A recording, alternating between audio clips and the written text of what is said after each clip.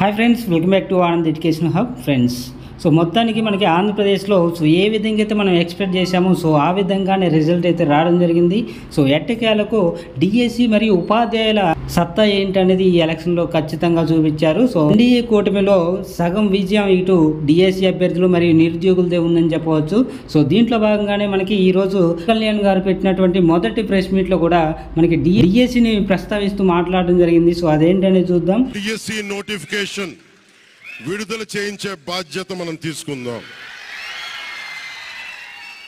యువత విలవిల్లాడిపోతా ఉన్నారు. ఇక్కడ మనం చూడొచ్చు, జనసేన గెలవడం 5 కోట్ల మంది ప్రజల ఆకాంక్షకు ప్రతిరూపమని ఆ పార్టీ అధినేత పవన్ కళ్యాణ్ గారు అన్నారు.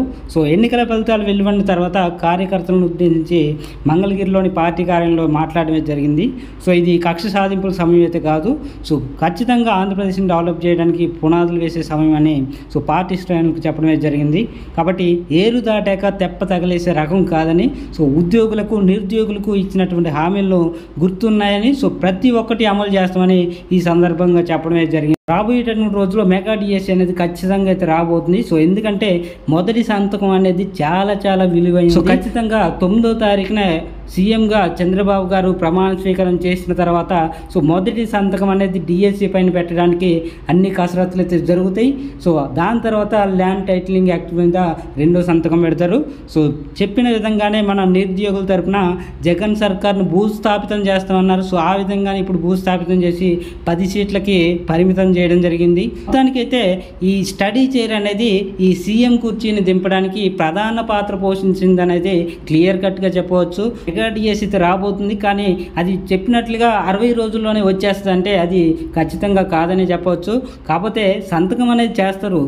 ఎలా చేస్తారంటే ఈ డిఎస్సి పోస్టులను అసలు ఏ విధంగా ఖాళీలు ఉన్నాయి, ఏమేమి భర్తీ చేయాలనేది లిస్టు తయారు చేయండి అని మొదటిసారిగా ప్రభుత్వం పరంగా మొదటి పని ఏది చేస్తారంటే అది డిఎస్సి పని అని మొదటి సంతకం అయితే చేస్తారు. కానీ మీలో ఆత్మస్థైర్యం అనేది చెదిరిపోకుండా మీరైతే ఖచ్చితంగా డిఎస్సి నోటిఫికేషన్ వస్తుంది, మంచి పోస్టులతో నోటిఫికేషన్ వస్తుంది అనేది ఇప్పటి నుంచే గమనించి శ్రద్ధతో కనుక చదివినట్లయితే వచ్చేటటువంటి పోస్టులో ఒక పోస్టు నీదే అని గుర్తుపెట్టుకో. రాబోయేటటువంటి డిఎస్సిలో ఒక పోస్టు కనుక నువ్వు సాధించాలంటే ఇప్పటి నుంచే నువ్వు కష్టపడాలి. దానికి గాను ఈ రోజు నుంచే నువ్వు ఒక ప్రణాళిక అనేది రచించుకుంటే విజయం అనేది తప్పకుండా.